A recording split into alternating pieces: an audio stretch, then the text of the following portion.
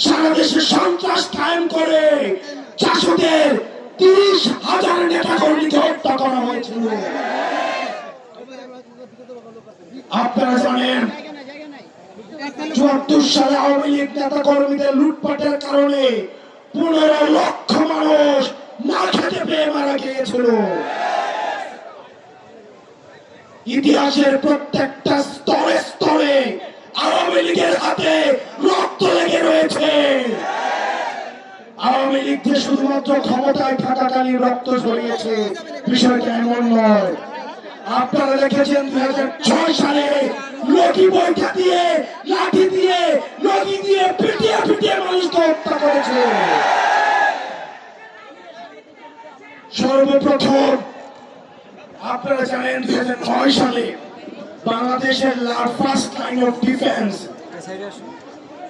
ভারতীয় আগ্রাসনবাদের সহায়তায় আওয়ামী লীগ হচ্ছে ভারতীয় এক্সটেনশনের একটা ইমপ্ল্যান্ট একটা দল।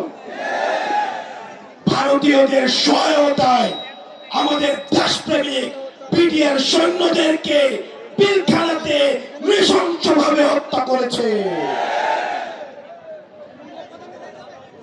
আওয়ামী লীগের অপরাধের ফিরিস্তি যদি দিতে যাই, ইতিমধ্যে আওয়ামী লীগের অপরাধের ফিরিস্তি অনেক দেওয়া হয়েছে। আমরা সহজভাবে যদি বলতে চাই, 100টা ফেরাউন 100টা নমরুদকে যদি একসাথে করা হয় তাহলে একটা হাসিনা পাওয়া যাবে না।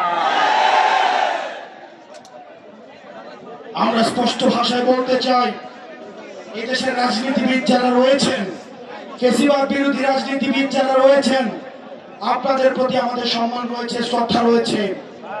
আপনাদের প্রতি আপনাদের দীর্ঘ 1.5 দশকের লড়াই সংগ্রামকে আমরা শ্রদ্ধা জানাই। একই সাথে সাথে এই জিনিসটি আপনাদের কাছে আহ্বান জানাই, এই আওয়ামী লীগের চ্যাপ্টারটা 5ই আগস্ট ক্লোজ হয়ে গেছে, এটাকে রিওপেন করার চেষ্টা করেন না।